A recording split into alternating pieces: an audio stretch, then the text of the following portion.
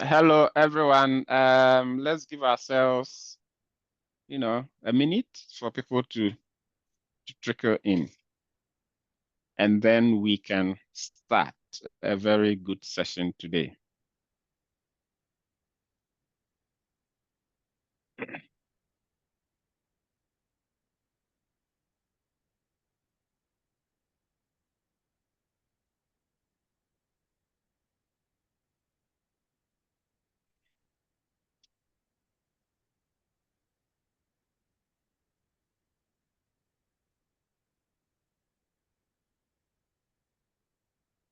Welcome everyone once again. Please let's wait for a minute whilst others drop in, and then we can start. Please bear with us. And apologies for the late start.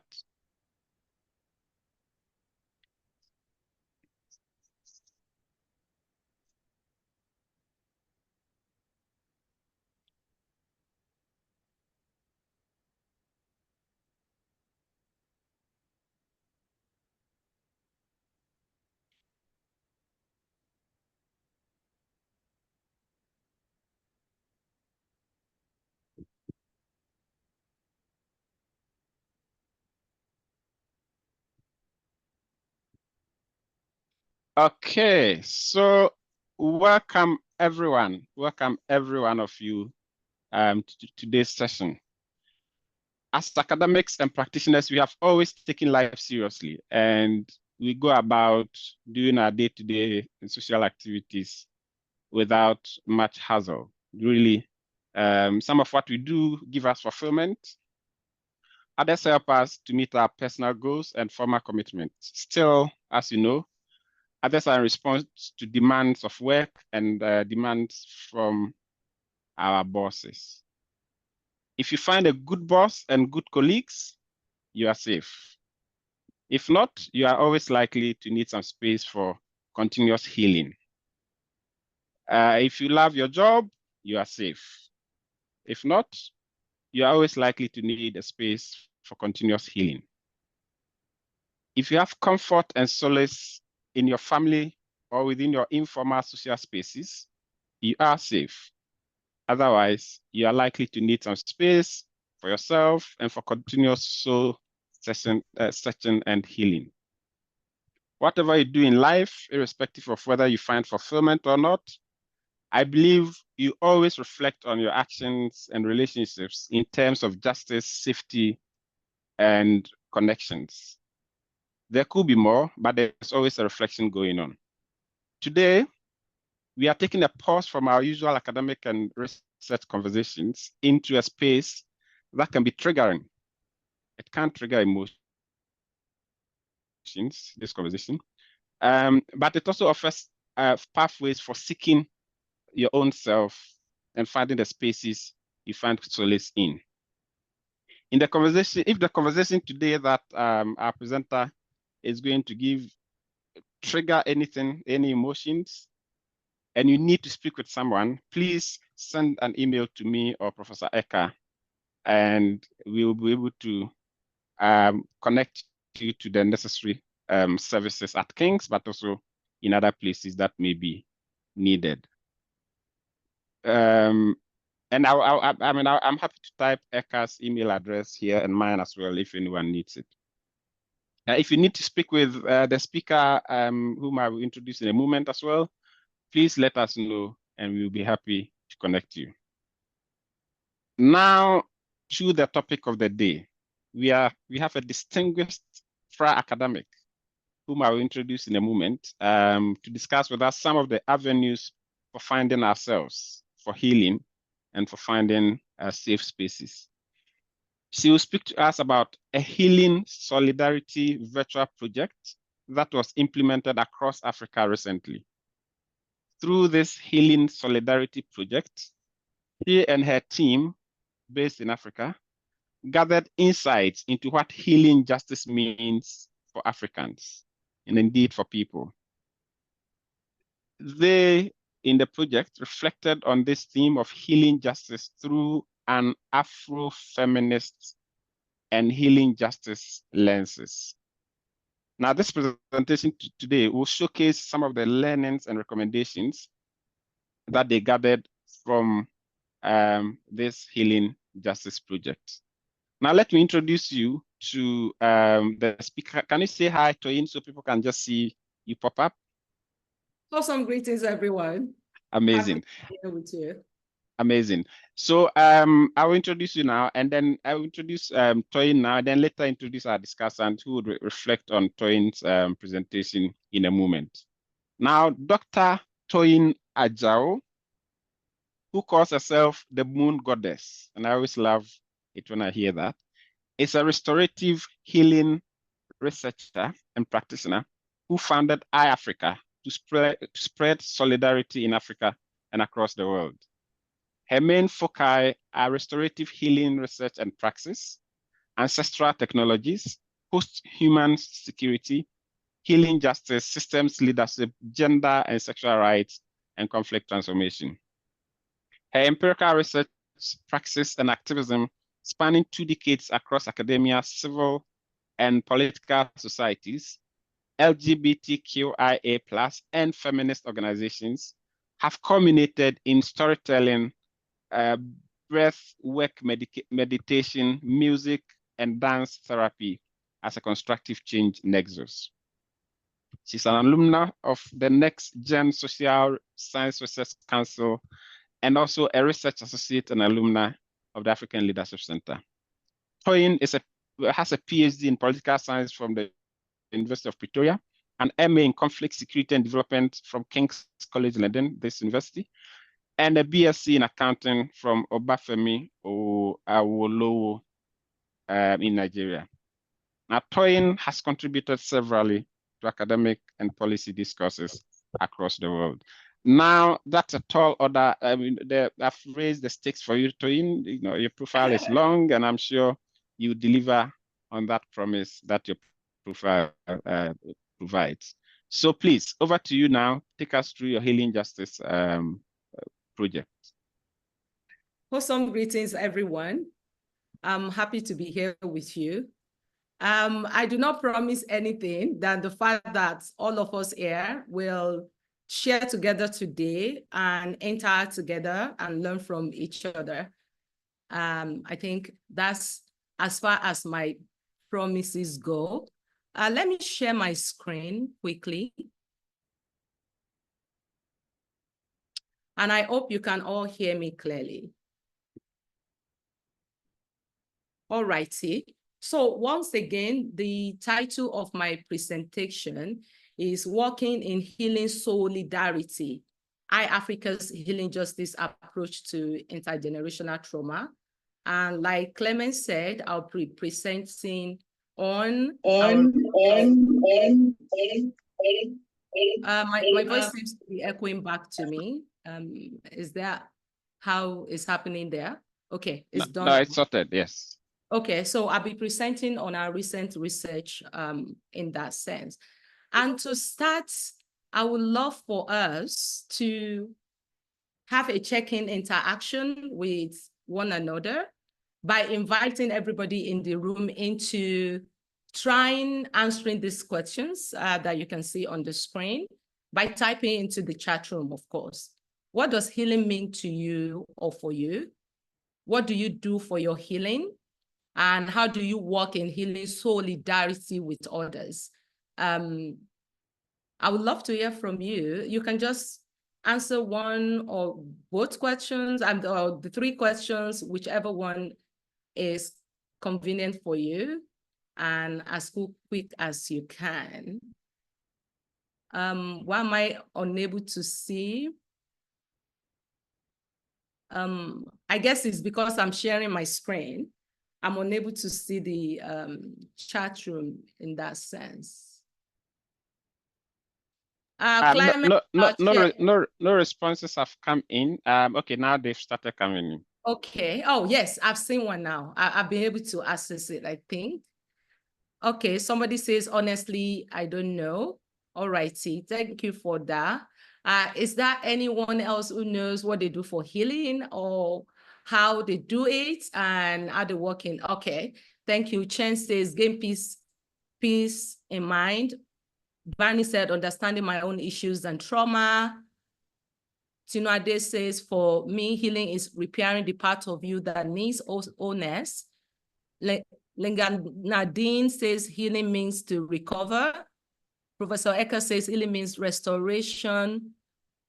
I try to find moment for pause as a pathway to restoration.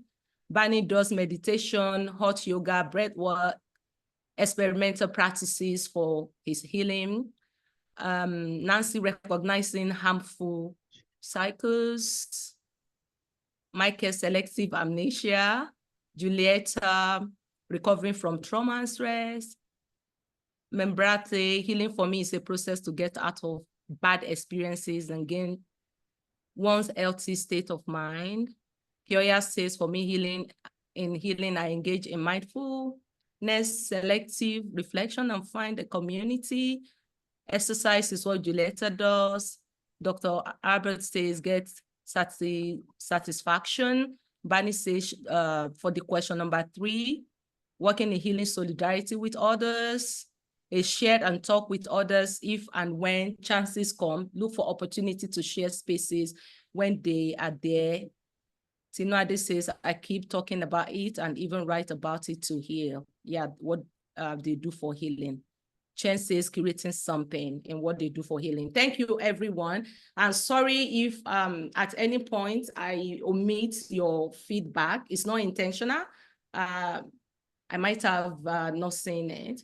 Thank you so much for participating this way, sharing from your own perspective what healing means to you. So for this presentation coverage, I'm gonna focus on brief background into our research and our work. Then I touch on our hypotheses, methodology, key findings, our research limitations, as well as the conclusion from this work. So quickly, I'd love to say as well that please, if anything is triggering for you, you can reach out. As Clement says, we're in this together. So in the Beningen, and I hope some of you still remember this meme of in the Beningen, I can still hear that child's voice in my head.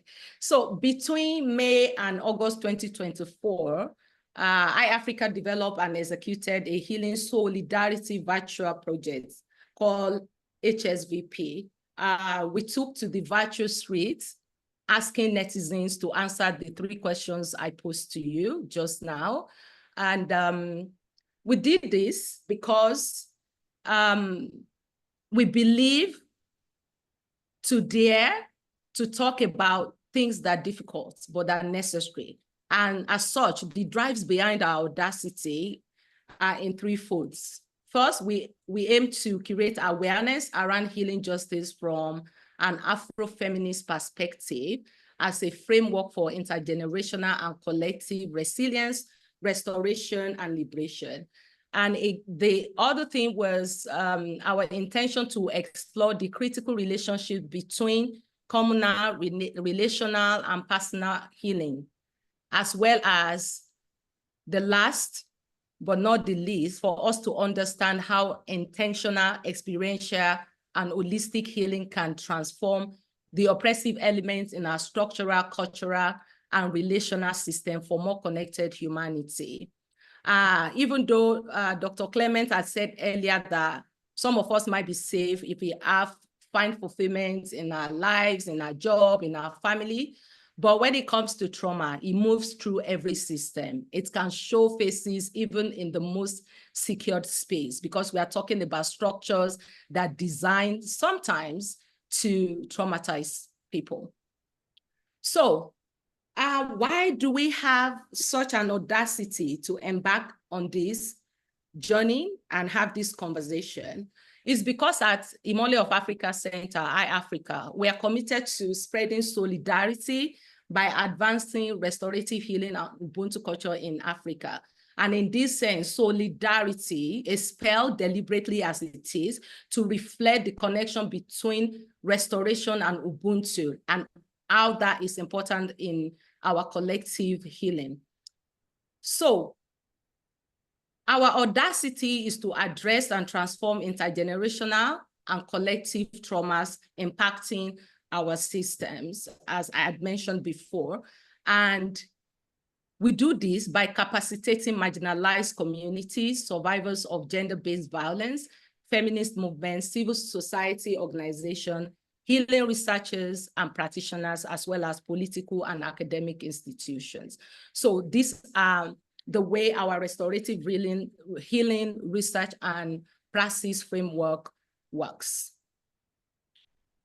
So I will quickly talk about audacious concepts, how we dare and what we put together in the multidisciplinarity way we're looking at healing for our work and as well as for this project. And at this point, sorry that I forgot to mention that power is not as stable where I am. I just hope that light won't go off, but if it does, please just take a moment to pause and the chair will take over while I find my way back to you. But I hope everything goes as planned. So our concepts are multidisciplinary, like I said, and they exist for interconnectedness, compassionate, interdependence, inclusive, collaborative, decolonial, reciprocal, and holistic approaches to restorative healing research and practice. So for our HSVP campaign and conversations, we linked Afrofeminism by prioritizing the voices and experiences of Black women and queer folks, with Ubuntu philosophy helping us to recognize our interconnectedness, because we think that's really important. I am because you are. When we see each other, one another in each other, it makes us show compassion and be present with each other and be more human towards each other.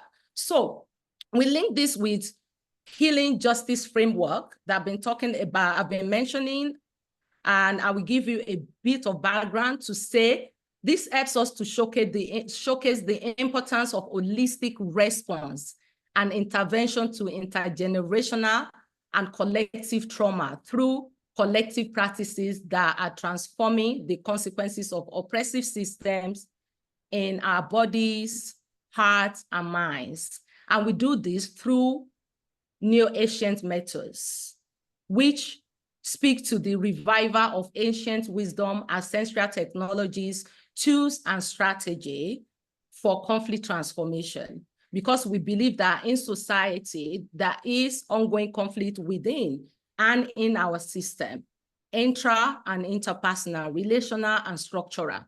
So we do this to be able to assess critical consciousness as an approach as well, to specifically notice and address the triggering contradictions in our socio-political lives. Because without reflection, it's difficult for us to know where the shoe pinches. And of course, we link this with neuroscience, sorry. We link this with neuroscience because we believe that biodiversity, neurodiversity, and the ecosystem has a huge role to play in the way that we see what we need to heal from. And that links everything to post-human security. It's all connected in that way. So the work of scholars and practitioners such as Siva Tamale in decolonization and Afrofeminism, Cara Page and Eric Woodland in Healing Justice Lineages, Dreaming at the Crossroad of Liberation, Collective Care and Safety, Wangari Maathai, The Challenge for Africa, John Paul Lederach, The Little Book of Conflict Transformation, Richard Davidson, The Emotional Life of Your Brain, and more are instrumental in shaping our convictions and value for our work and for this particular research. So our hypothesis quickly is our underpinning assumption that by investing in holistic inner work as a community, the oppressive elements in our relationships, cultures, and structure will transform in ways that will make intergenerational and collective change possible and lasting. So this serves as a theory of change as well. I would love to get quickly into the methodology we use for our HSVP project. We use mixed non-probability sampling due to our existing engagement in the feminist spaces and LGBTQIA+ and academic institutions to curate robust conversations from those who already have a degree of understanding of collective and intergenerational trauma. And what we envisioned was it will spiral engagements via the internet for us to gather more data on the 3 questions that we asked. So this is a slide to just show you how we put our questions out using the hashtag Healing Soulidarity, because we want everybody to connect to that and be able to give us feedback through this hashtag. For the participation in this research, we had invited, using non-probability sampling, 71 people via the email for them to send to us 30 seconds video answering the 3 questions. At the end of the day, we were able to get 13 people participating through their video content. And at the end of the day, we only got 4 more people through the internet, making the total of participation as 17. This is interesting, 71, 17. The number just flipped itself. So we got 17 people giving us feedback. I would love for us to go through some of the data by watching this video. It's just a brief video as part of showing you what feedback we got from people.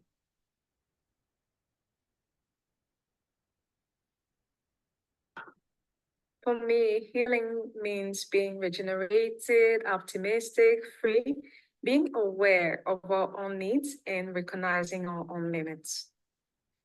For my healing, I try to make decisions and I try to take concrete actions that will contribute to my mental, my emotional, my physical, and my spiritual well-being. By listening, by paying attention, because sometimes what we need is just someone who really sees us and is there for us. For me, healing is an ongoing process. For many of us, a lifelong process. Some wounds become scars, and some wounds stay as wounds. But healing means that we're able to make space for it. So we're not getting lost in it. We're not over-identifying with it.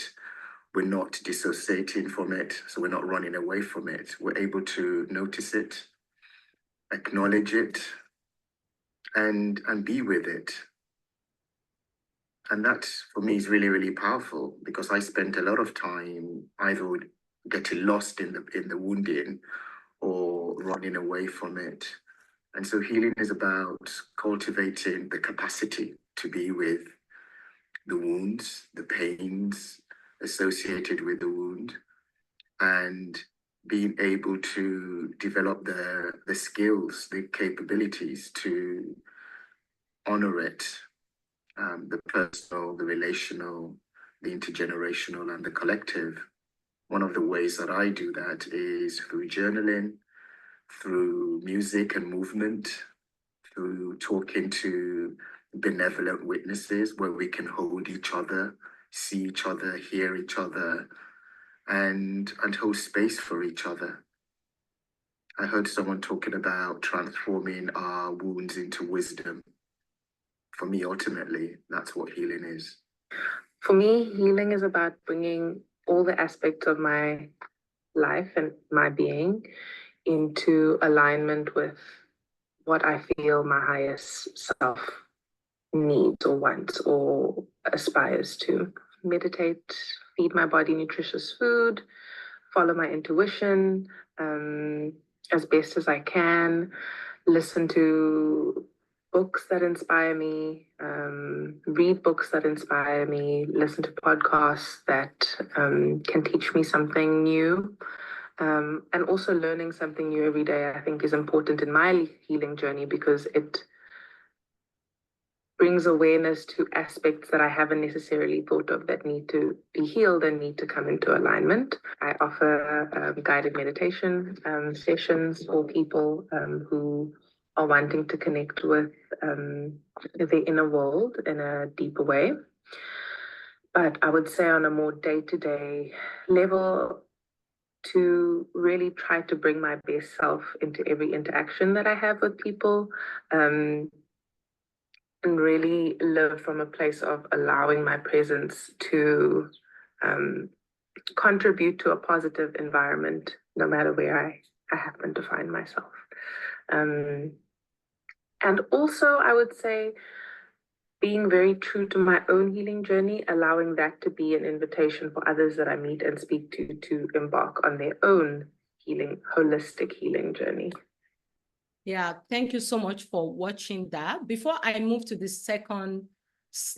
next slide, may I invite us into just a moment of pause to just check with ourselves how we're feeling at this moment. Wherever you are, just take a moment to ask yourself how you're feeling. And whatever comes up for you, be with it, breathe deeply to it. Take a deep breath. You can connect with your heart by touching your heart, by your chest, connecting with your heart. Your belly connecting with your diaphragm as you take a deep breath in and out.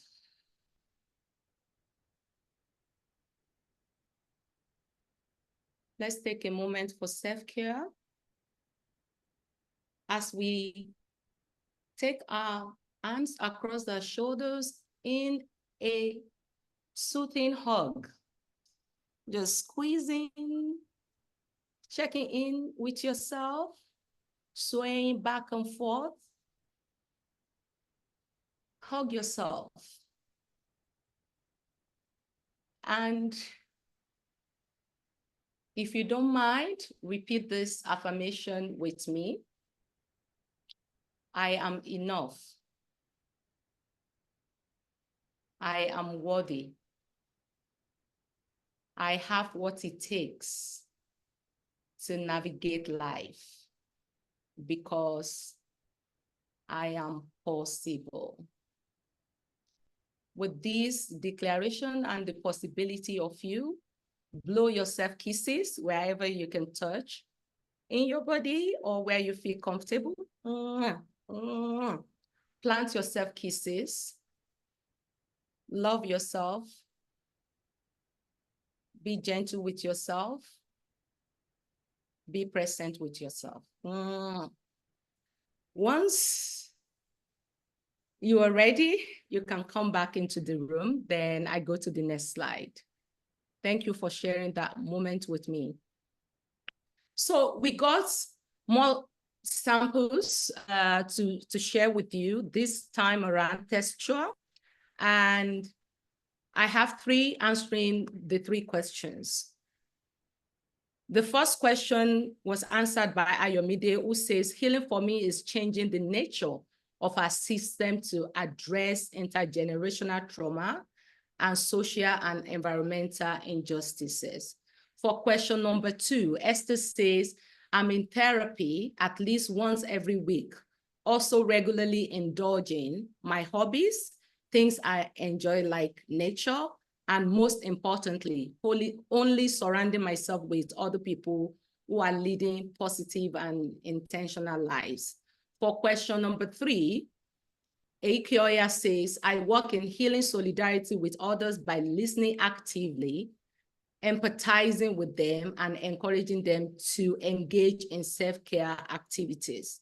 So across the conversations around holistic healing practices that we got from people, the following holistic tools and strategies stood out: music, dance, reflections, storytelling, self and collective empathy, meditations, sharing moments with others, and reading transformative books. These are the ways in which they are supporting themselves in their continual healing. Our key findings are 5, and the first speaks to intentional healing. Many of our contributors shared with us that they are intentionally catered to their mental, emotional, physical, and spiritual well-being as a sustainable practice rooted in resilience, empathy, and self and collective care. Another is that healing is a tool for self-discovery, where deep awareness towards understanding the source of their trauma, as well as embracing themselves to navigate their inner world through holistic healing, is happening. The third is that the personal is political, because through personal healing, many of our contributors see it as a catalyst for facilitation of collective healing through decolonization of well-being for themselves and for the people they support in their community. So, excuse me, the first speaks about taking responsibility for one's well-being and participating intentionally through an experiential approach for an ability to dismantle oppressive systems that perpetuating vicious cycle of woundedness in the lives of the people that we heard from. So dismantling oppressive system is one of the ways in which they think their inner work and for self and collective care is panning out. So the last one is they see healing as a continual wisdom, where healing is a long-term, lifelong, constant, non-linear, continuous process of transforming our wounds into wisdom. Ade mentioned that in the video I shared as well. So it's not a one-time affair, because what we are healing from might be multiple, might be deeper than what we even think possible when it comes to systematic injustices and all of that. Quickly, I'll share our research limitations. We have 3 that really stood out for us. One is that we might have missed out contributions that do not include healing solidarity in their post, because that helps us see who is contributing and who has said what. The second is that our research methodology, the non-probability sampling, might have narrowed the wide range of contributions that we could have received. And also that the voices of religious extremists might have been missed due to our intentionality rather to explore secular, ancestral, and holistic healing experiences. So we saw those as our research limitations. And in conclusion, we think that our HSVP campaign revealed that experiential healing through consciously participating in our physical, emotional, spiritual, mental well-being is crucial for intergenerational, collective, and systemic regenerations. So we can't just talk about changing. We have to be the change through engaging in holistic healing. And we recognize as well that the HSVP preliminary finding will serve as guiding data for us to delve more into our thematic areas where we want to explore some of these conversations and some of these intertwined healing work that we are aiming to do through well-being peace, healing activism, soul advocacy, and system change leadership. So we do hope that we get to achieve what we set out to do. And before rounding up, I quickly want to say our post-HSVP questions is that we want to continue to ask questions around whether or not we can build peace and transform conflicts without healing our system, culture, and relationship intergenerationally and collectively. And we also want to know how we can make intergenerational healing a reality by nurturing healing responsibility through our collective actions in this age of heightened global polycrisis. So we want to ask those two questions, as well as leaving questions 0 in the room for all of you to still think through how you are supporting yourself through what healing means for you, what you're doing for your healing, and how you are working in healing solidarity with others for a transformed humanity. And lastly, leaving you with this nugget is to say that we believe in what Miriam Rose says, that when we heal ourselves, we heal our ancestors from wounds that run deep in our family. When we heal our ancestors, we heal the world from wounds that run deep in humanity. Thank you for coming to my TED Talk. Please, you can check our workouts through the link I've shared, iAfrika.africa, as well as follow us on our social media platforms, iAfrika.africa. We believe in reciprocity. We will follow you back and know more about you and your work as well. Thank you so much.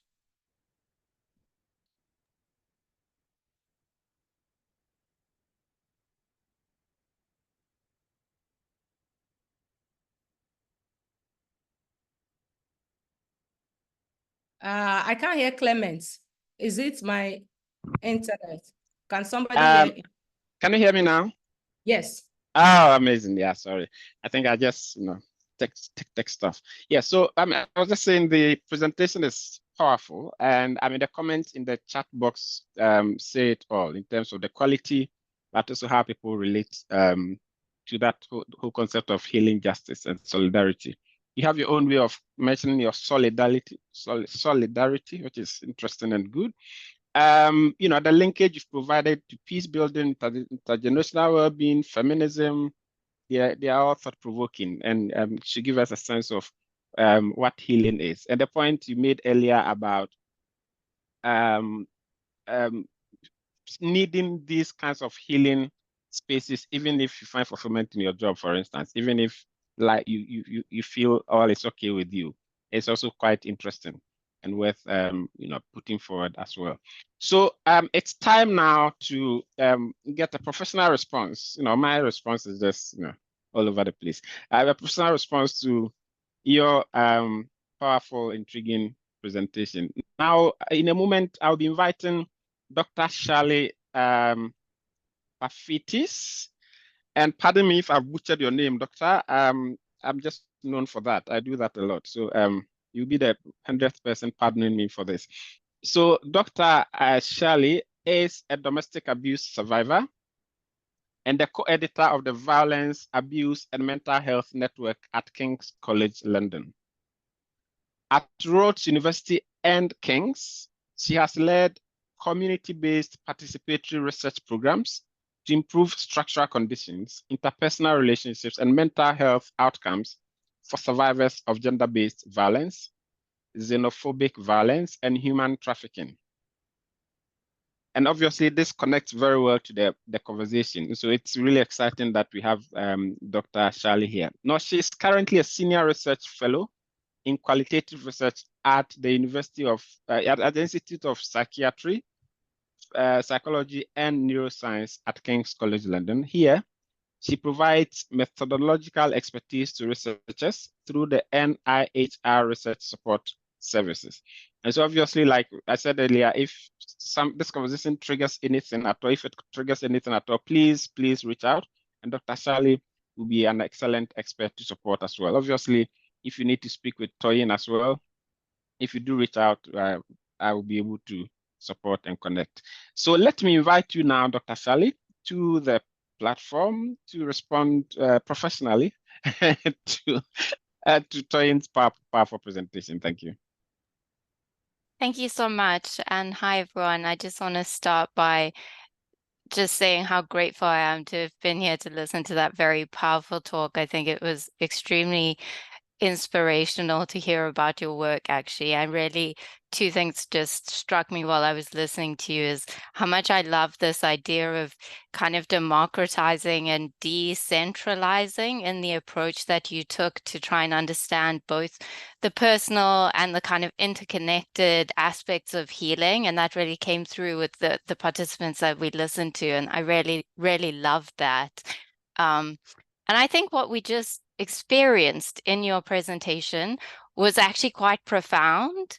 Like, it's not something that I think we do enough of, to stop and check in with ourselves and think about these healing aspects. And one of the participants said something so powerful, thinking about showing up as our best selves and that being this critical aspect of our healing. I thought that was incredibly powerful. And I think it's not something we do enough of in violence research or in intervention spaces at all. I think neither as researchers or as people working in those spaces or the participants themselves, I'm just not seeing enough of that work. So I found that really, really inspirational and something that we should be drawing on a lot more. So I think also, like, one of the things I kind of wanted to talk about when we came to this was thinking about how the approach that you're outlining is quite aspirational for us in the UK. I always like to think about what can we in the UK learn from African approaches, because I think there is so much for us to actually learn and do better with. And one of the things that I was thinking was, recently in the UK, we've seen this move towards implementing things called trauma-informed care in health and social care settings. And the idea behind trauma-informed care is that it tries to recognize that kind of widespread impact of trauma that you were talking about, and it tries to kind of actively resist re-traumatizing things through health and social care settings. And that's sort of worked its way into NHS guidelines and practices, but actually the application of trauma-informed care is just facing a lot of challenges. And one of the major challenges is this kind of cultural shift that we need to really fully embrace this idea of trauma-informed care. And a lot of that is because those traditional medical models focus on symptoms and immediate treatment. But the idea of trauma-informed care needs a more holistic approach, which I think is what you're trying to advocate for here. But that shift requires like quite a big change in mindset at all levels of healthcare provision. And I realize the approach you're pushing for is to kind of move away from centralized healthcare provision to communities and to persons. But it's interesting to think how we could bring it back and make that system better because of what you're doing. So that was something I was thinking about. And it's something certainly that you're calling critical attention to in your work that perhaps those systems could learn from. And I guess the other big thing that really stands out to me about the kind of approach that we have in those systems is that they're really so individualistic in nature. And what you're calling out here is looking to something that moves beyond those individual experiences and individual healing to something that connects us to each other. And I think that's that profound importance of holistic and multidisciplinary strategies for healing and change that you're talking about, but using personal healing as kind of a catalyst for that collective healing.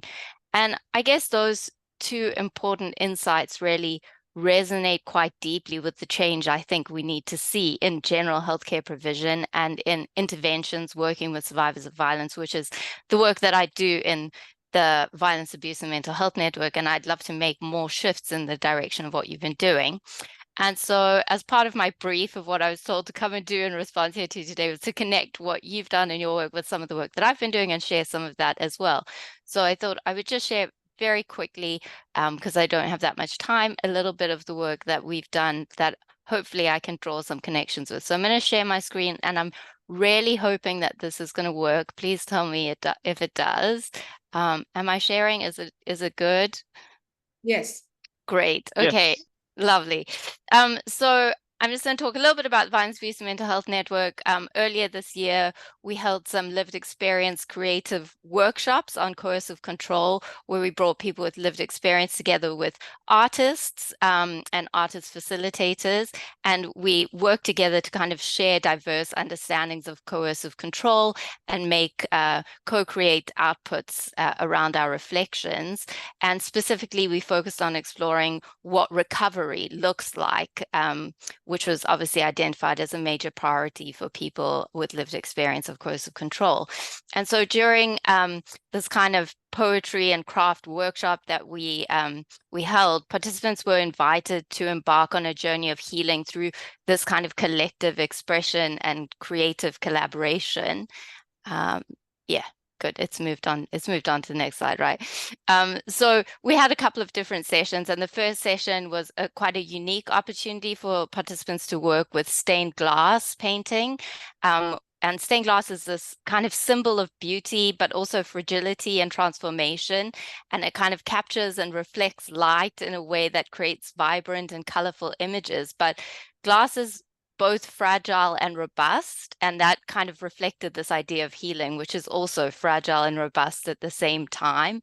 And so engaging in this medium, participants explored this kind of interplay of strength and fragility, resilience and vulnerability, and that kind of ongoing struggle between justice and healing in many ways. And the individual works that you just saw that people worked on were collaboratively brought together by everyone into a whole piece to kind of reflect the collective nature of the healing that took place through making those individual pieces. And then in the next session, we did quite a powerful exercise where we worked collectively to write a poem, and each participant contributed a line drawing from their personal experiences and the tools that aided them in their journey of coping and resilience.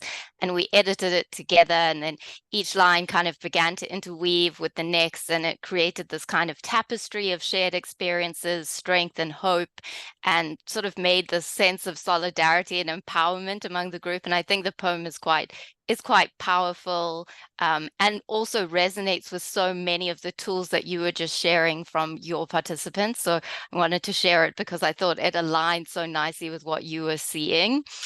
And then finally, we worked collaboratively in a circle through a kind of meditative crocheting process, where kind of hands and minds were coming together, and we could think about self-regulation, channeling our emotions into the kind of intricate stitches that we were putting together, and using a tactile practice to have a creative outlet, but also encourage kind of mindfulness and self-reflection, and allowing participants to explore their inner landscapes while engaging in that present moment that we were in.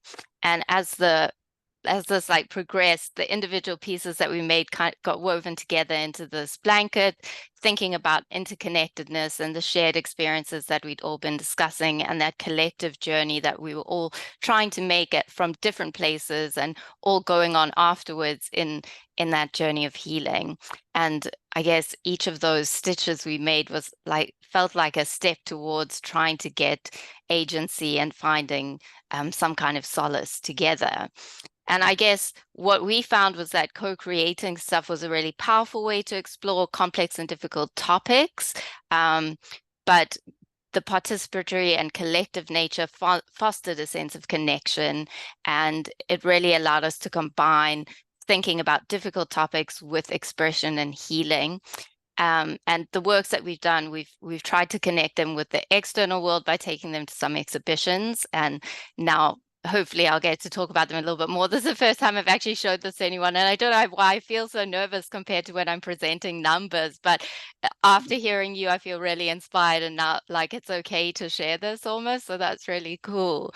But just reflecting like on across both of our work together, I think as we reflect on that, we can kind of see some interesting parallels in our approaches to healing and transformation. And I think what stands out most is maybe both of us recognizing the power of collective healing and the potential for creative expression to facilitate a profound change, not just in individuals, but filtering out into broader society, and then hopefully into systems, which I think are the hardest to change.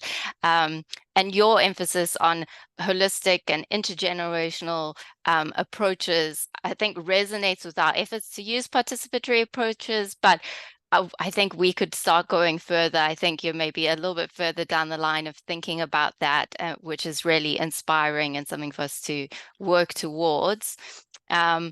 But yeah, I guess for me, the question for those of us who are interested in advancing these approaches is how we can integrate these kind of holistic, community-centered methods into existing support systems that we do have for people. If it's possible at all, that's a question. And if it would be desirable for us to do that, to get this embedded into like structured systems or interventions that we see, and could we kind of bridge that gap between these innovative and culturally rooted approaches and the more traditional individualistic models that dominate kind of institutional settings? Could we do that? So I think those are the questions for us, you and I, maybe to go and have some coffee and talk about those things. Yes. Sure. So yeah, it would be great. So just to kind of conclude, because I probably ran over time a little bit because I got excited, but I've just got some questions for you to get us started, and then hopefully the audience will have loads of other questions for you. I guess the two questions that are most important for me, you mentioned that healing is a non-linear lifelong process, and that's definitely something that everyone I've ever worked with in this space has said. But I wondered, how does this kind of understanding shape your long-term strategy for looking at the impact of the kind of healing interventions that you've been talking about today? And then the second one is, you spoke about ancestral technological tools or neo-ancient methods on your wheel, and I'm really interested in that because it's you spoke about it a little bit, but I'd like to hear more about that in terms of your healing justice framework. And maybe if you could just give some examples and explain how that's integrated into the healing practices that you're thinking about, because it's so interesting to me. So thank you so much for listening and engaging. I'm going to stop sharing. I'm sorry, I don't know why I was still sharing for so long, but thank you. Yeah, thank you so much, Dr. Shali. That reflection itself is equally powerful, and I believe it complements the presentation very well. Now, in fact, let me invite you, please, everyone on the call, to type in your questions if you have any, and I'll read them out to Toyin at some point. You can just type in either in the Amelia, I think we only have the chat box, so please do that. Now, in the meantime, I'll ask people to think about questions they want to ask you. Toyin, do you want to respond to Charlotte's questions? She asked two of them. Yes. Do you have them, or you need me to repeat them? I think I got them. You do have them. Fantastic. And quickly, Professor Ecker is asking a question that I don't think I understand. If she can repeat it, or when she's ready. I was reading the chat room. Thank you so much, Charlie. It's so nice meeting you. I'm fascinated by your work. And I look forward, of course, to us sitting together to really think about how to embed and normalize holistic healing as an approach to transformation. Is really very crucial. So with the questions that you asked me, healing, I think it's been a non-linear lifelong process, and how that understanding shaped my long-term strategy, or our long-term strategy in ìAfrika for measuring the impact of healing interventions. I'm not sure that we have thought that far ahead at ìAfrika, especially on long-term strategy for measuring the impact of healing interventions, because we are only 4 years old. And again, we understand that healing as a lifelong process might not really be measurable in itself, yeah? Because there's so many connecting factors that come into play if we are thinking about it this way. However, we believe we can see the trajectory of changes taking place at each signpost of human evolution. Once they begin, or we begin to attune to our hearts, minds, and bodies, yeah? They are all interconnected, and we don't do this enough. And I believe that we can see these changes in the way that the oppressive elements in our culture, structure, intra and interpersonal relationship begin to fall off. We'll see it. So that for me is an optimistic way, or perhaps I say holistic way of measuring impacts long-term. It's still translating into action on the level of our system, on the level of our culture, on the level of our relationships. So I think that for me is what stands out and what I think might be a way into thinking of measuring. And of course, for you and I to think about how to strategically embed this. Many people are doing this work already, and just finding that common ground to make sure it's becoming normalized in our systems. So the second question quickly, the ancestral technologies, the tools, and as part of our healing justice framework, and the examples you want us to share in how we are integrating that into healing practices. I think for me, neo-ancient methods are the revival of ancient technologies, such as wisdom, philosophies, practices, aesthetics for healing, for holistic healing, rather, in our modern world. And to talk more about this might not be possible now because of time, but I want to quickly mention as well that healing justice, dreaming at the crossroads of liberation, collective care, and safety by Cara Page and Erica Woodland really dive more into this topic. And I think for anybody who is interested, getting this book will give you expansive understanding of why decolonizing, while bringing ancestral tools, why thinking holistically about transforming system is important in this time and age. So now integrating ancestral tools into healing practices incorporates dance, music, storytelling, breath work, introspections, herb, rest, hearts, like the one you have shared in your work, because expressive art is part of how we, the ancient people, have expressed themselves. Caring for one another, not individualizing, but seeing healing, care, support as a collective work. So, and part of what I think we are missing more again in this age is the simplicity of being in the present moment. We are losing that with this due to our struggle with neo-capitalist, consumerist, violent world. All of these things is making it difficult for us to just tap back into the simplicity of lives. And many of our contributors, simplicity of life, sorry, many of our contributors are already utilizing some of these tools in the work they do for their own healing. And what I love is that some of these have been scientifically proven in many fields, especially in neuroscience. This is why our work really loves this evidence-based approach to see how they work. They are effective. They are transformative. They help in long-term healing. They give your agency and power back to you to do the kind of work that you need. And how they are decolonizing our thinking and how we see healing. And structurally speaking, I think I would love to recommend another book here.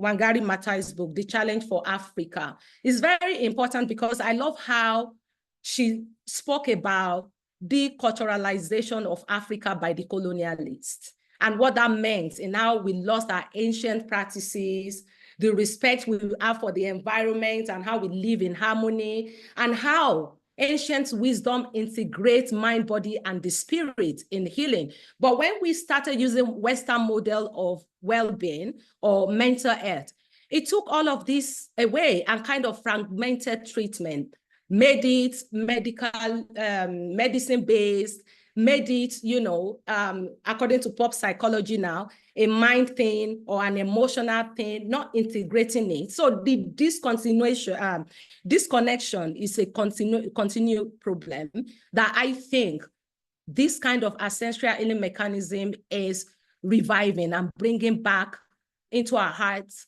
mind, and body to awaken ourselves collectively and transform the oppressive elements in our systems.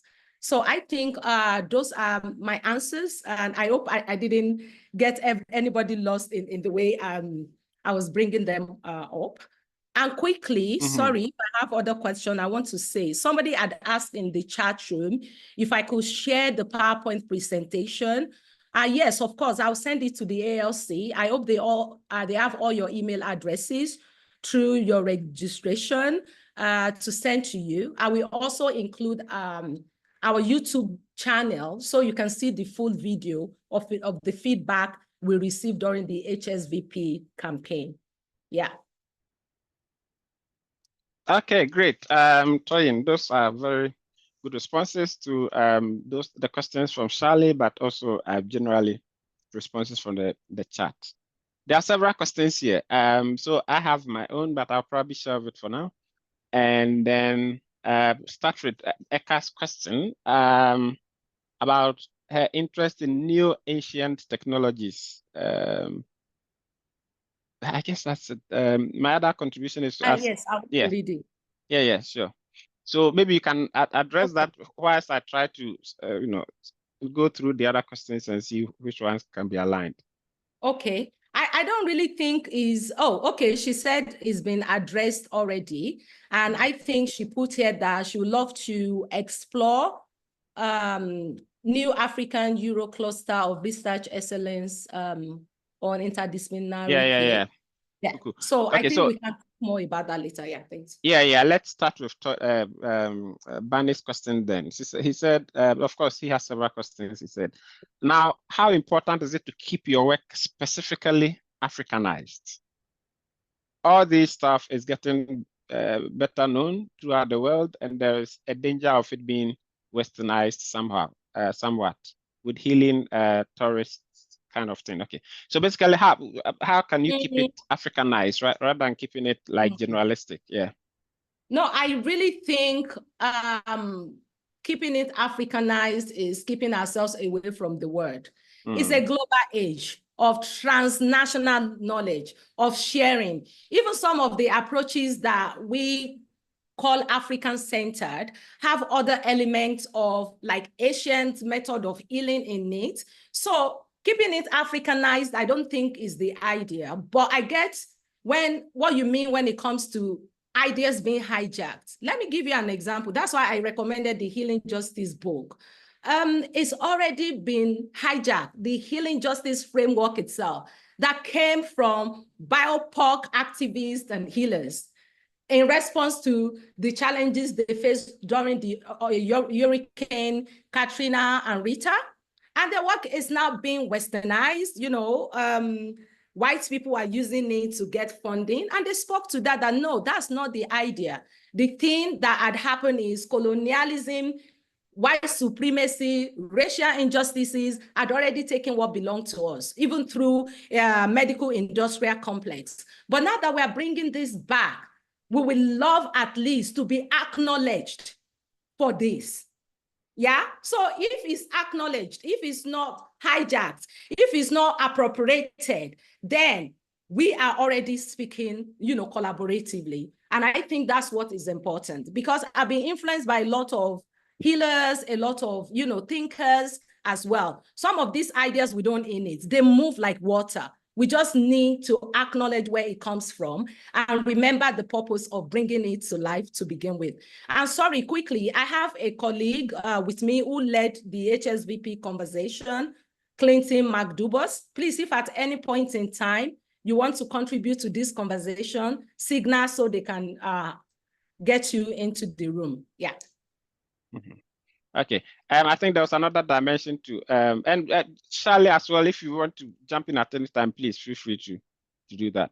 The other dimension of Barney's question was whether the influencers were all Africans. The influencers you listed on your slide, were they all Africans, and was it deliberate? Okay.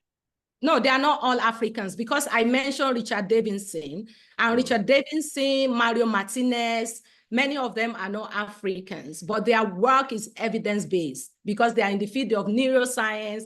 They had access to a lot of, a lot of imaging like MRI machine to measure the impact of some of these holistic practices and holistic tools and strategies, and how it influences our well-being. So that's the reason why their work is key as well. And that's why we bring neuroscience as part of our thinking process in our audacious concept.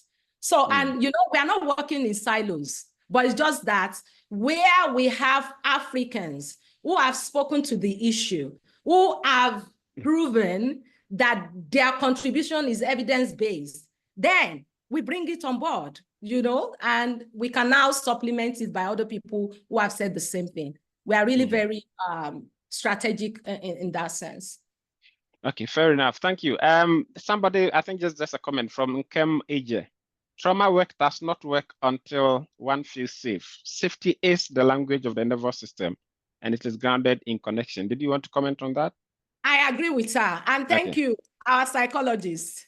Yeah, she's a trauma healing psychologist. Sorry if I didn't put your title very well. I agree with you. And that safety cannot be emphasized enough. And I remember with our work at African Leadership Center, I'm an alumni and a research associate. When we come into the fellowship, part of the questions we were asked is, what is safety to you or for you? Yeah, so that we can begin to understand what insecurity, what conflict means, you know, to us and how it affects our reality. And the answers get from that, from everybody's experiences, make us see how interconnected and intersectional some of the issues we're dealing with are.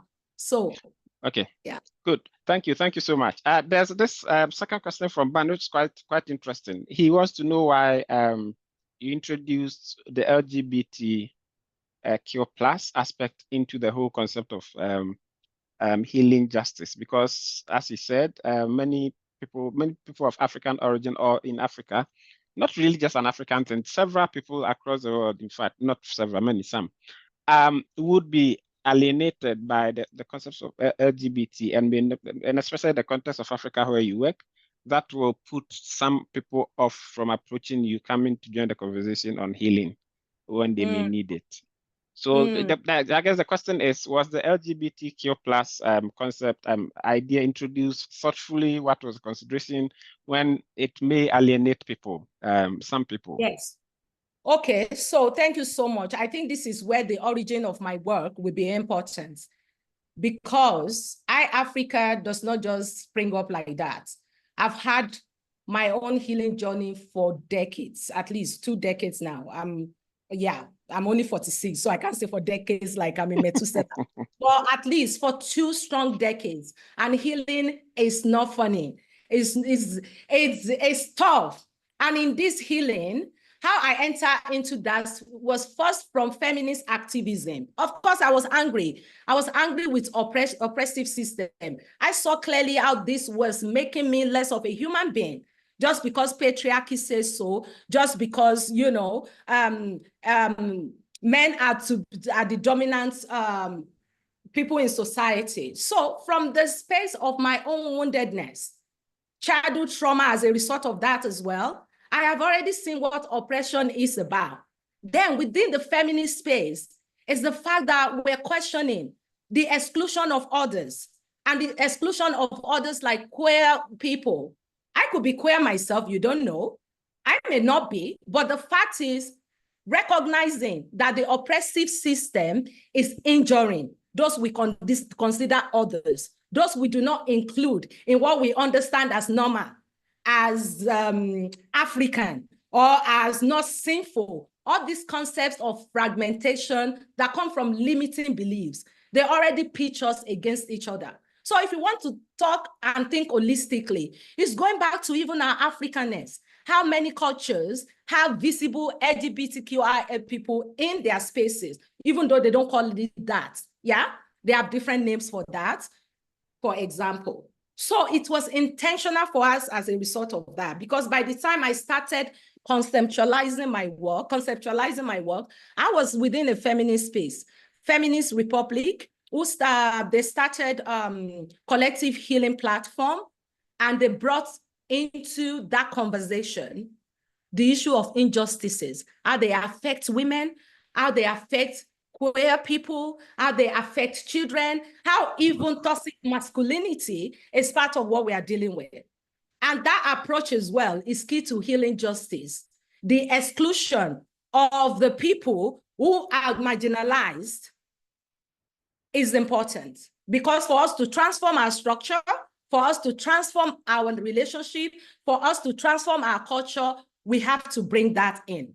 So ìAfrika's target includes LGBTQIA+. We are not apologetic about that. Feminist voices.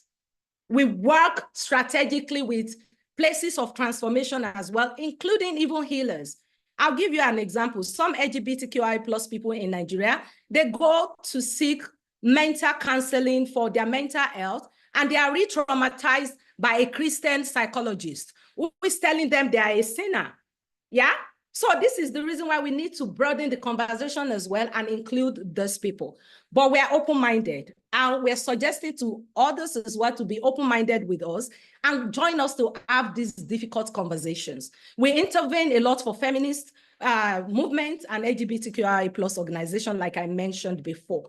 And if anybody feels our space is not for them, we understand and appreciate that. In fact, if they approach us, but says they would rather go elsewhere, we have other people we work with who can help them through their journey as well, until they come back into a place of openness, because it's very important that we take the issues of exclusions of others, marginalization, silencing people's voices, victimizing people seriously, if we are going to transform our culture, our system, and our relationships. But what we are saying essentially is we can't take any shine to other issues if we don't take the shine to ourselves. Intra-personal healing is important. Have you started on your own journey? Yeah. In fact, that's a very good ending. In fact, there are several questions, 2 other questions I'll come to if none comes. But I have a question. This is from me, and the point where you ended, excites me to write this, to ask this question. Now, I mean, obviously, the healing is a personal encounter. Definitely, it's a personal phenomenon, and it requires a personal effort. And I think we agree on that. But what triggers a need for healing could also be social in nature. So, for instance, someone could be depressed due to personal experiences, but Yes. such experiences are not only just personal, but also occasioned by social engagement. So my question is, to what extent is the healing process influenced by external or non-personal factors? In other words, is it possible for one to receive healing purely through character and resilience? This will take me back to part of our findings that says the personal is political. Mm-hmm. We might think something is outside of us, but is it though? Yeah. Let's say, for example, if climate change affects me, I'm on this earth. I have no other home. So what is happening externally? How is it affecting me internally? I think that's the question. And again, characters and resilience are nice on their own, but they are not going to work without embracing your vulnerability first. So we need to speak about what makes you vulnerable. In the first instance, vulnerability is strength. If anybody has engaged with the work of Brené Brown, Rising Strong is another book I'm recommending. During her PhD level journey, I think she was looking into resilience story as well, until she discovered that vulnerability is where strength comes from, is understanding you, is stepping into who you are, is acknowledging, is self-acknowledgement. All of that builds character and resilience. So, but I think again, lastly, what I think we need to reflect on is what is external to us. Yeah, because externalizing now is in this way. I'll give you an example. Perhaps Clement, stood me up and we need to do something. It doesn't show up. It affects me because I am expecting him to show up. Yeah. Then I I can begin externalizing, say, oh, he hates me, he's a this person, he's a that, make up a lot of stories in my head to victimize myself before hearing from him. Should I condone what he has done? No. But do I know the reason for it? No. So externalizing and making what he has done hijack my energy might affect me more than necessary. But if I see it as, oh, where something might be happening with him, let me go about my day, we'll talk later. I've not hijacked what is going on there. I'm able to center myself and wait for him. However, I can't talk in isolation that is black and white, because it might be a PTSD response for me. Somebody might have done that to me in a way that had led me into maybe being raped somewhere where I was waiting for somebody who did not show up, and somebody doing that to me again. I'm like, oh shit, it's happening, because now I'm trauma responding. I cannot see this as it is. So many things are interconnected. It's when we step into our healing work that we are able to dissect, introspect, and kind of filter out what is external, what is internal, and how do they connect to affect our realities. Yeah. Amazing, amazing. Thank you so much, Toyin. I think that's really another powerful response from you in terms of, and I like the distinction you are making between the personal, the social, but how interrelated, intertwined they are. Shelley, did you want to respond to anything at this point? I guess, people have been bombarding Toyin with questions, and I believe you have reactions and responses as well. Yeah, I mean, to everything, but I think just on this last point, I think it's so difficult. So a long time ago, I did a PhD in philosophy, and my thesis was on human agency and vulnerability. And as part of that work, I spent a lot of time reading Viktor Frankl, who was reflecting on his experiences in Auschwitz. And part of his thinking in Man's Search for Meaning is asking questions about how do I decide what my outlook is based on external forces that are coming against me. Like, essentially, he was asking, what do those external forces mean for me as a person? How do they impact me really? And can I change myself despite whatever's going on around me? How do I determine myself in the face of terrible things, right, going on? And I guess it's really hard to summarize what I decided about this in a whole PhD thesis. And also it's a very difficult question. And probably my views have changed. But what I'll say is that I think that there's kind of, it's not an either or situation. And the complexity of the human condition is such that we have both internal forces and external forces putting pressure on us all the time.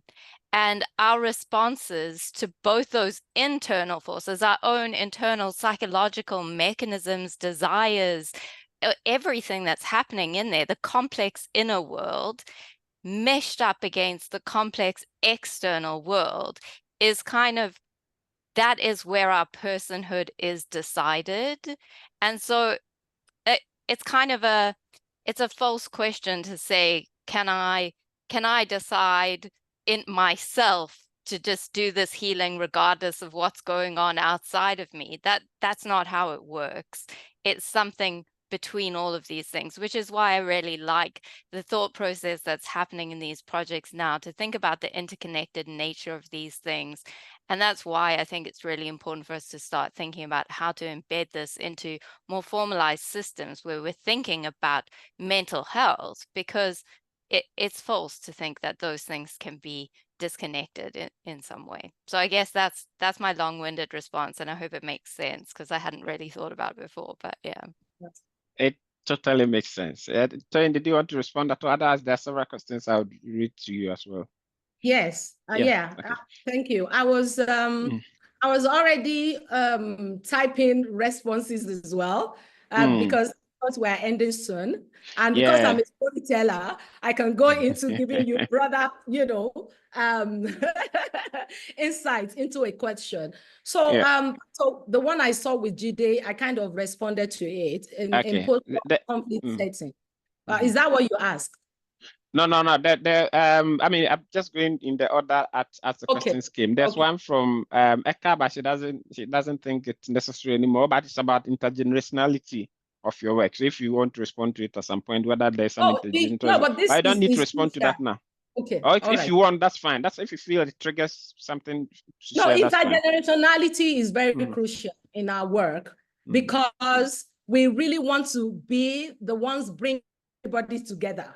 So the young, the old, everybody has their role into healing our system, themselves, and the kind of world we want to see. And I love the fact that some of the platforms where I do my healing work, especially on climate change, they are already thinking about the intergenerational dynamic of healing all of these components of our lives. So it's very key. We're deliberate about it, and we're making sure that we're speaking to that, and we're inviting people into that space as well together. Yeah.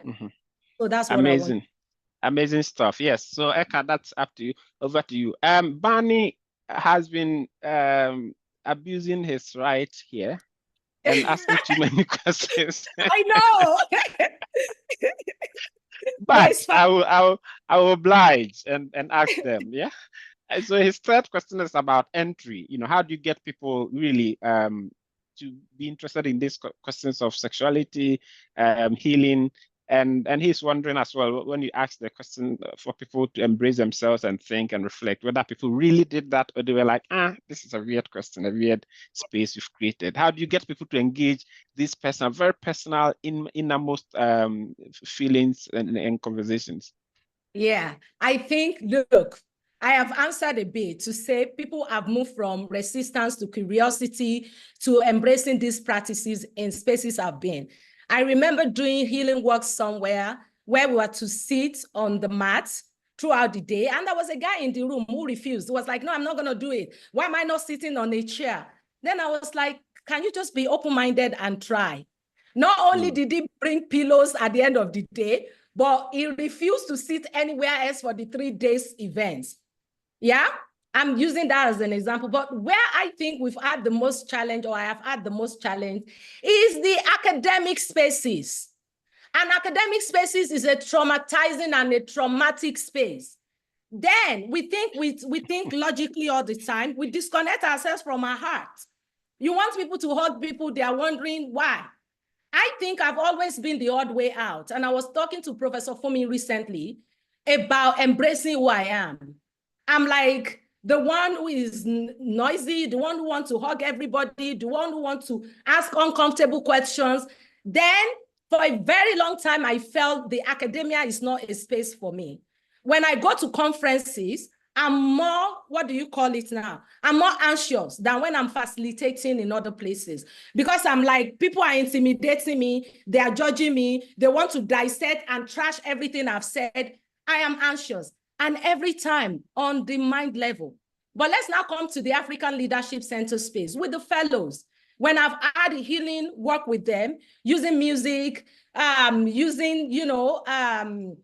ourselves and being vulnerable in that space, they've given me feedback that made me realize that many of us need this. We just need to be hugged. But can we allow ourselves to be that vulnerable?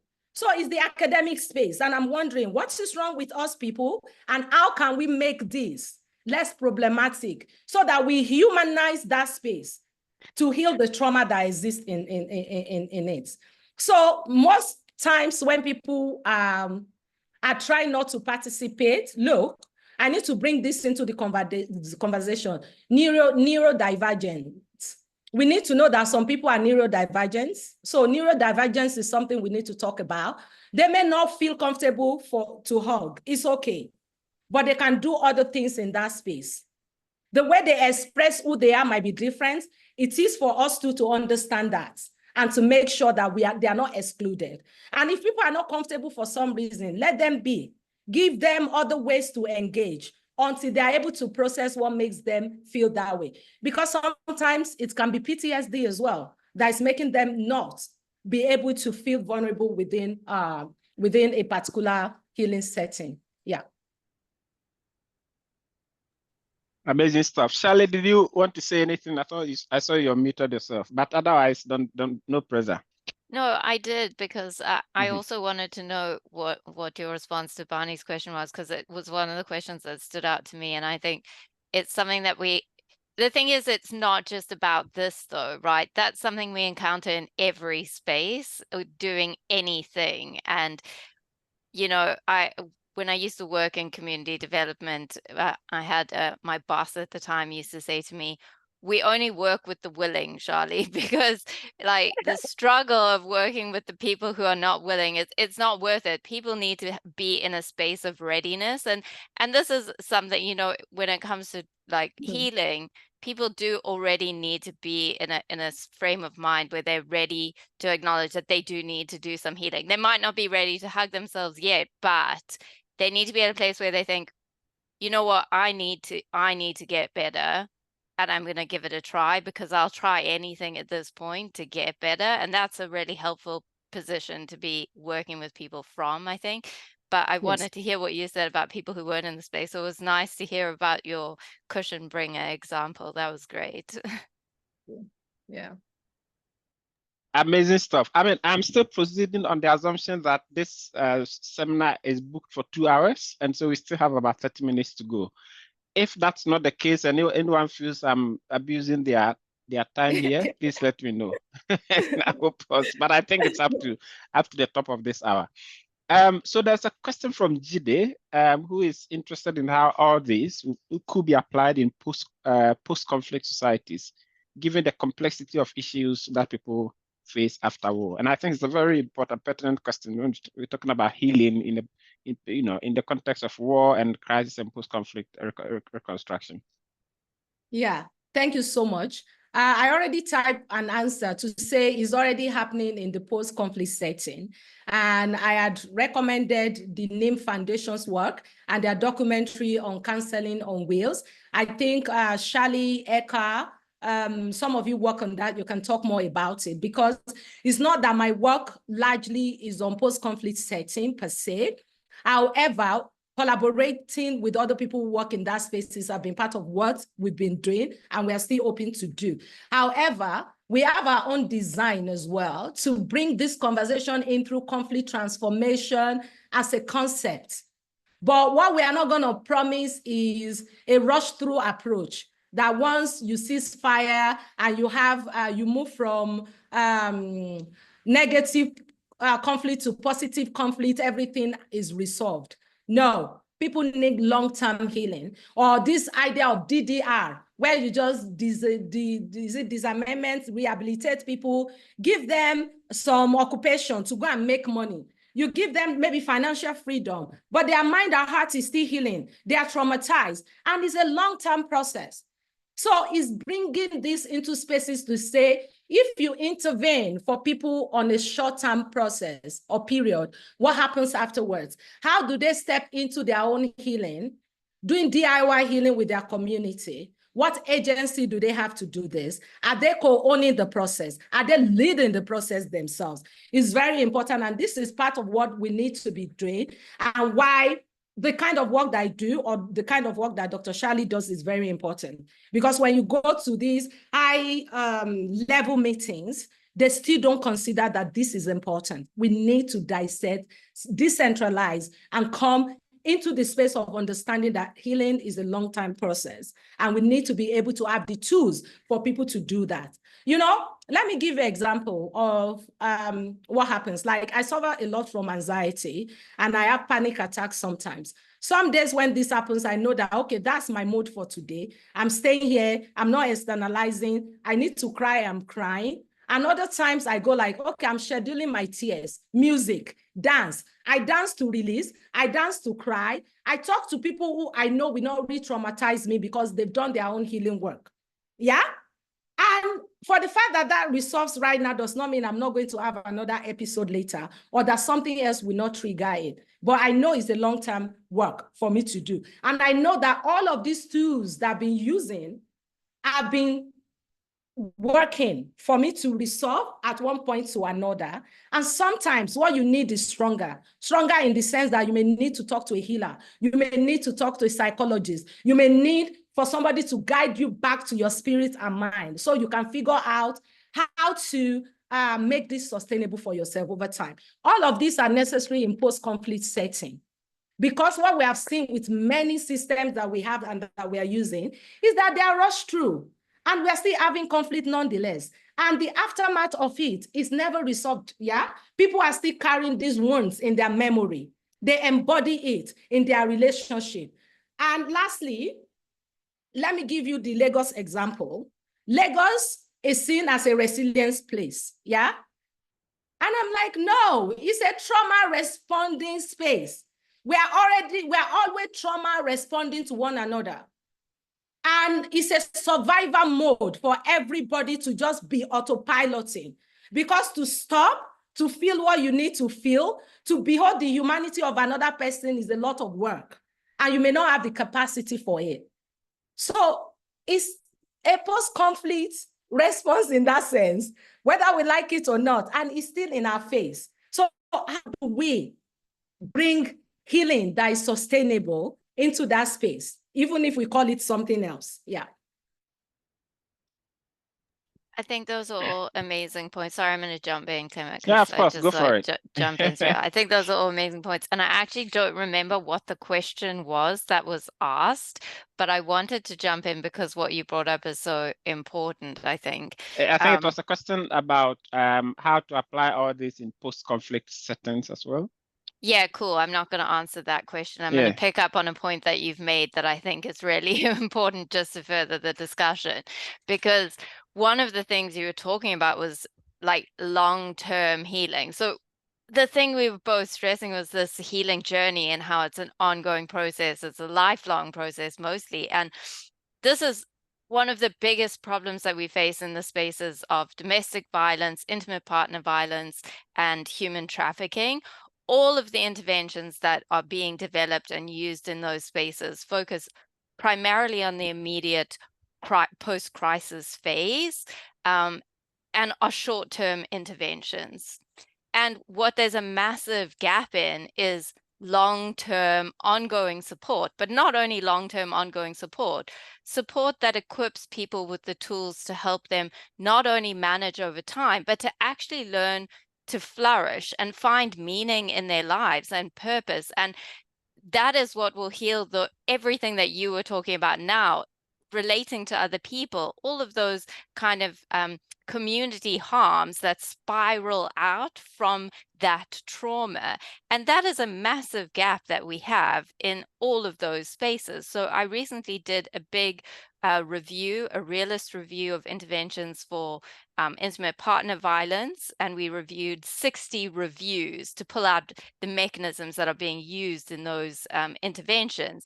And that was one of our findings, was that there's a huge gap around this.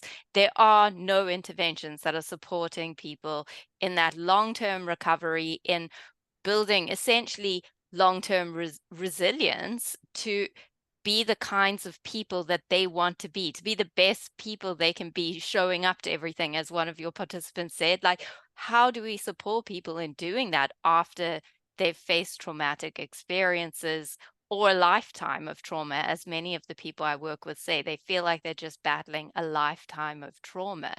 And so that's something that we really need to work on developing, is these kinds of tools in all of those spaces. Again, I've worked with a lot of survivors of trafficking, and they have the same problem. You focus on giving people tools to go and have like livelihood interventions. This is one of the biggest things we see, livelihood interventions. Oh, just give someone a way to be employed, and then all their problems will magically resolve. But this is not the case. And that's exactly what you were drawing on. And those are the interventions we need people critically to develop. But I guess there's a bit of a prejudice against them, because we feel funny hugging ourselves in the room. I don't know, that kind of came up in the discussion. So it's something Yes. we really need to move past, because we need these interventions. We want people to be their best selves, to be engaging human people who are receptive and supportive of each other. That's what we need for a flourishing society. But we've got to do the work to get people there, and we've got to support the people who know how to get people there. Yeah. Anyway. Yeah. And sorry, I quickly want to add to that by bringing the book of Bessel van der Kolk into the room. The Body Keeps the Score. It talks a lot about how our memory embodies the trauma, how our body embodies the trauma. And sometimes when PTSD survivors are seeking treatment, they give them medication, they are over-medicated, which numbs them. And at the end of the day, the issue is not resolved because the trauma is cellular, is in the body, is in the heart, is in the soul of the person. And fragmentation that comes into the kind of medical industrial complex system doesn't account for that. And that's what I love about the work of psychologists and psychiatrists who are holistic in their approach now, because they've seen the danger of the treatment they're giving people. And they see that it's not sustainable. It's really not sustainable. So for us to come back to sustainability of human interaction, of empathy, of support, of dismantling the oppressive system that we have, we need to embody healing. We need to do this work on the cellular level for ourselves. Just reiterating what you said. Yeah. I think it's a great point. And just to tie it together, based on what you've just responded, there was a comment from someone earlier. It said, trauma does not work until one feels safe. Safety is the language of the nervous system. So connecting it back to that amazing work. But also the rest of it, which we didn't talk about, says, and it's grounded in connection. And that's so important, because I think so much, what's left out of so much of this intervention, you were talking about that kind of medicalization and over-medicating of people, is that so much of healing is relational. So much of healing is relational. And that's so important, that getting to a place of safety is so much about connection. Yeah. It is. Thank you. Amazing exchanges. I think it's all coming together nicely, and with all the synergies across the board. There are multiple questions. I mean, for two questions from Shueke. Yes. Which I would introduce. In fact, she's enjoyed this presentation. She's gotten healed already through your process, she says, which is commendable. It demonstrates the potential of what you've just done here in the last the last hour. Now she's asking you a question about spiritual avoidance, and she's asking whether you think that focusing on healing on mind too much can lead to a situation called spiritual avoidance. And then she has a second question, like, which one do you prefer? You want to address this, then we go to the second question? I can ask that. Then she's saying, what is the next step for people gaining a sense of self-efficiency after spiritual healing happens? So is productive working a good path for happiness? So more like an escape to work, yeah, kind of thing. Yeah. Escapism. You're answering that. Thank you so much. Thank you so much, Chen, for bringing this to the fore. And I'm hugging you. Thanks for sharing that you feel cared for in this present moment. Yeah, look, if we concentrate on mind healing, we are still going to be missing the mind-body-spirit dynamic of healing. We need to integrate all aspects of our lives and selves in healing. Yeah, emotions, our mental or thinking process, how we feel generally about everything in life, and how others affect us and how we affect others. I think there is a documentary on Netflix. I do not know if I'm pronouncing the name of this person well. I'm typing it into the room. Stott. I think that's the name. Phil Stott or so is the name of the psychologist. So he's working with a particular actor. I forgot his name. They did that documentary for like 5 years talking about his work. And one day, I mean, when I watched it, it was talking about life force. What is life force for us? What does life force means? And it says life force, your life force is 3 things: yourself, other people, and your body. Yourself, the relationship you have with yourself, the relationship you have with other people, and your body. And they are all interconnected, yeah? If I hate myself, how is my relationship with other people nourishing? If others hate me, how is the relationship I have with others nourishing? Then how does that affect my body, my heart, my soul, and how I show up in this world, my energy, basically? So instead of mind healing, can we go into the realm of energy healing?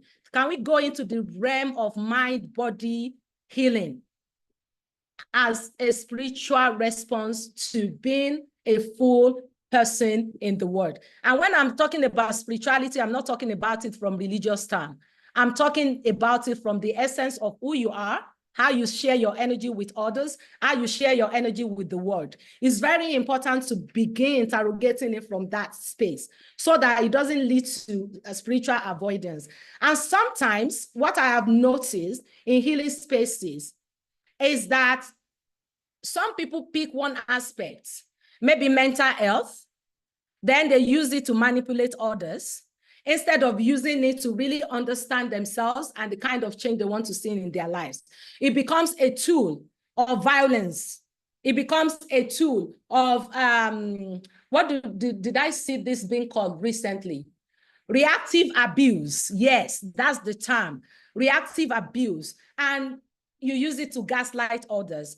Those are the kind of things that happen sometimes. And sometimes you can be too tired, even from your own healing. Step away, do something else that is not, healing based. Just hang out with people. You can take a breath. Yeah? From being too resilient, from being too vulnerable, but knowing fully well that you still have to get back to this work. And how you do it intentionally, prioritizing what matters, is very important. So that all this avoidance, all these other ways in which healing becomes a tool of trauma can be spoken to. The second question that you ask, let's first talk about productive working. It's so neo-capitalistic and heteronormative in the way they've sold it to us. Work till you drop dead. Don't rest. The more you work, the more happiness you have. The more the more you are able to show up in the world as somebody who has title, the more secured and joyous you are. Is that really the truth though? Yeah? So at the end of the day, what we encounter is this, I'm trying to remember what fallacy we call this. Does anybody remember that fallacy where you reach a particular level of your life, you begin to feel happy, and you begin to arrival? Yes, I remember it. I know my brain will catch up with itself. Give me that moment. Arrival fallacy, where we think when we get here, we are able to achieve this, we are able to achieve that, it will make us happy. Then happiness still eludes us because the simplicity of living is in our soul and heart and our connection with ourselves and the world. And that has to be factored in. I don't know if any of you have seen Tricia Hess's work. It's titled Rest as Resilience. Is that rest is a manifesto, and it's about rest as resilience. I may not be telling you the title correctly now. And in that, she calls us back into how this neo-capitalist system makes us feel that we have to give ourselves, even when we are tired, we have to keep going. It's good to be productive, but to what extent? Who is owning our time? Who is telling us we are worthy or unworthy based on how much productivity we show up, or how much productivity we are able to contribute? So I think for us to answer this question is for each and every one of us to ask the question, what am I productive for? Have I rested my spirit, my soul? Am I chasing money? Am I chasing accolades? Or is my work making an impact? Is it okay for me to take a break myself and reconnect with myself?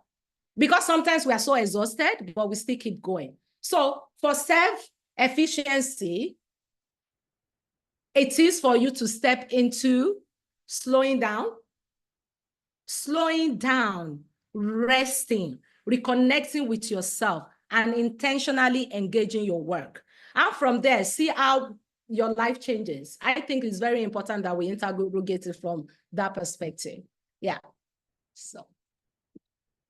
Okay, Sally, please. Yeah, no, I think that's all really helpful. I don't have much to add other than I think for some people, the kind of drive for busyness, that drive to be like hyper productive, actually comes from trauma. It's a strategy used in it to cope with trauma. So it's a trauma avoidance or a harm avoidance mechanism. And so what can happen is it can be a really easy default place to go back to when you're unsure, when healing is difficult, when being quiet and peaceful is difficult, because those are actually difficult things to do when you have trauma, when you have underlying trauma that will potentially never go away, but it's something that you manage. So I think that's something to just always be really vigilant about. Yeah. Amazing. I think we've just gotten to just where we need to be. Questions have stopped coming, so it means people have we've settled people's minds, both of you, which is what we expect. If anyone has any other burning question, please drop them in. In the meantime, we have just about 10 minutes more. So I would invite you each, Toyin first, and then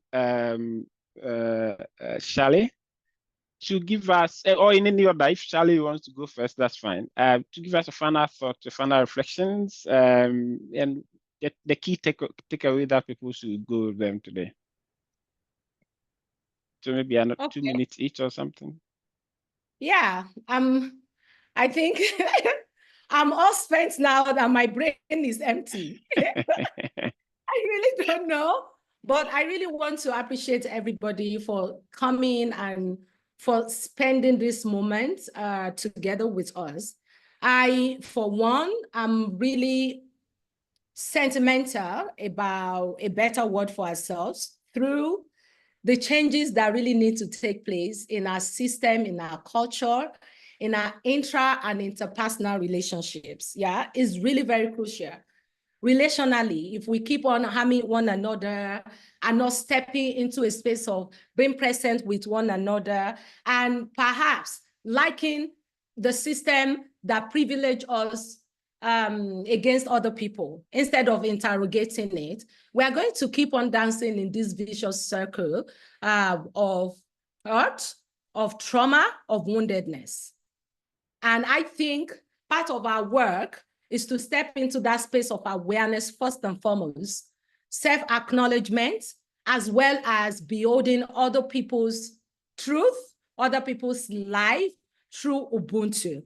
We are all connected. I am because you are. We are because you are. It's very important that we know that we can't do this life alone. We need one another. And in every endeavors that we engage in, we need to bring this into focus for ourselves as very paramount, as very important, so that we can relate with ourselves compassionately, collaboratively, interconnectedly, and we can bring into the room difficult conversations that we need to have to transform without blaming, without judging, but by just understanding that the goal is to transform the system. The goal is to be better together. And I'm speaking for myself because there's so many things I'm learning about myself as well.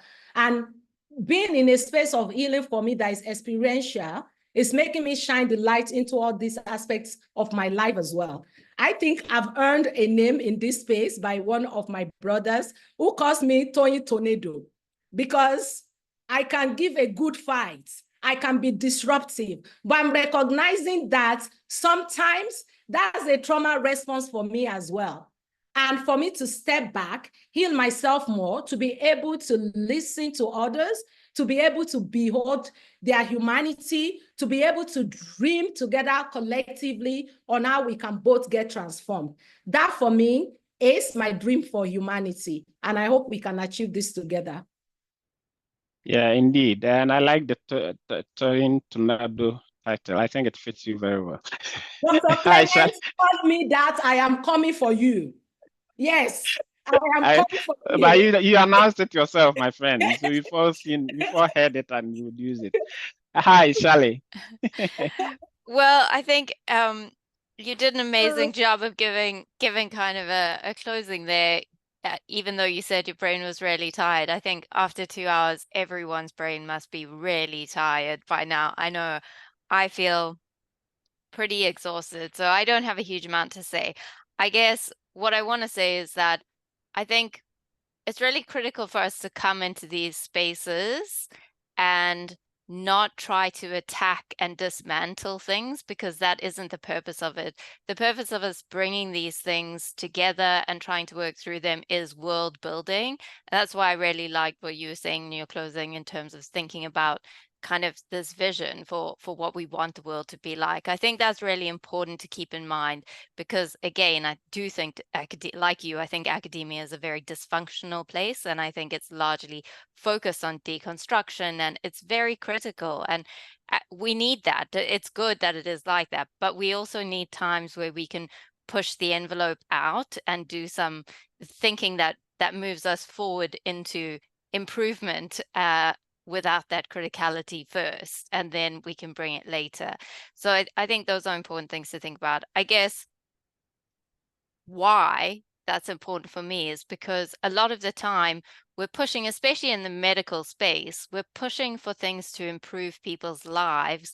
And sometimes that means we don't take the time to think about how our systems are impacting on people and how our patients and our participants are really feeling as human beings. Like, we dehumanize people in the way we do research, and anything that we can do, any small thing that we can do to rehumanize people and really do this. I think people talk about this all the time, but to actually do it is very difficult. And I think it's really important, especially when we're working in spaces thinking about trauma. Like, really rehumanizing people is so important. So I guess those are critical things for me after we've had this long discussion, to think back on all the things we've spoken about. Why does this all matter? It's because of the individuals, the people, us, you, me. So those are important. And just to close, to say, what will we all go away and do now? Because we've thought about these things. We've just spent 2 hours talking, being quite hard on ourselves. What will we go and do now after this to take care of ourselves, to replenish ourselves, so that our next interaction with someone isn't tainted with this tiredness and the baggage that we're kind of carrying from this conversation? Yeah. But thanks, everyone. I think we should share our answers in the chat room before we go, please. I have started. If other people can share what they will do, it will be nice. Yes, those final thoughts, Eka, grateful. Yeah, so basically, look, I think this has been a very enriching conversation, and I have nothing else to add than, to appreciate everyone, to appreciate the ALC for giving us a space to have this conversation at King's. So as you probably know, everyone here knows that this is part of an ALC seminar series that we convene every month as much as possible. We try to. And we have another one scheduled in the next month or so, and we'll circulate information about that. So please get engaged. This space is co-convened by Professor Eka Ikpe, Albert Mbiatem, and then I support providing something very tiny to the whole team as well.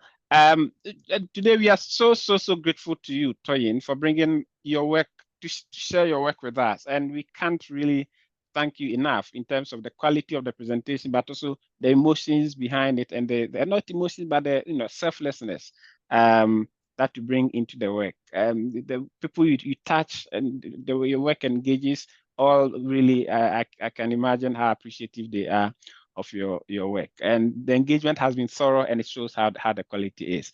And of course, Shirley, Dr. Shirley Parfitis, we thank you so much for bringing that intellectual touch to engage with the work of Toyin, and then also to respond as well to deliver those responses. And if anyone is triggered by anything, like I said before, just let us know. You can engage with me, or send an email to any of the people on the panel. And of course, we're always happy to support and provide the connections you need and direct you to the necessary services. Yes, Toyin has put an email address there as well. So before yes. we go, can we share my PowerPoint presentation? With people? Yeah, of course. I mean, if people, it's yours. Yeah. No, what do you mean? Would they be able to get it if I send it to you? Yeah, we will put it on YouTube anyway. The whole project presentation will be on YouTube. Yes. Or anybody who needs it can just send me an email. Yes, send it. Or if people contact me, I'll share it with them as well. I mean, I don't think I have the latest version, but I do have one of them. Yeah. Okay. But if you send an email to Toyin, I'm sure she'll share with you as well. Look, so thank you so much. And I can just re-echo everyone else on this call, and I can release you now to go in peace and have fun, and see you around at some point later. Thank you. Bye-bye. Thank you. Oh, sorry. I have been sharing with the host instead of the room. Oh. Yeah, you have it. All right. Thank you. Thank you. And thanks everyone for coming. In fact, your time has made Bye, it everyone, what it is and now. thank you, Clement. Yeah, thank you. Yeah, bye-bye, everyone. Much love. Take care of yourself.